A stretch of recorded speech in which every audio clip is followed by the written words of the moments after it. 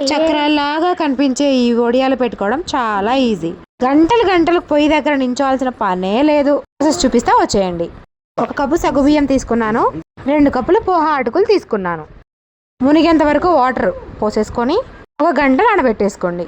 సగ్గుబియ్యం చిన్నవైనా పర్వాలేదు, పెద్దవైనా పర్వాలేదు. రెండింటిని సపరేట్గా నానబెట్టుకున్న తర్వాత 1 గంట తర్వాత ఇలా నీళ్ళన్నీ ఇంకిపోయి పొడి పొడిలా ఆడుతూ ఉంటాయి అన్నమాట. మిక్సీ జార్ తీసేసుకొని ఈ పోహా అటుకుల్ని కూడా మెత్తగా గ్రైండ్ చేసి కన్సిస్టెన్సీ ఇలా ఉంటే సరిపోతుంది.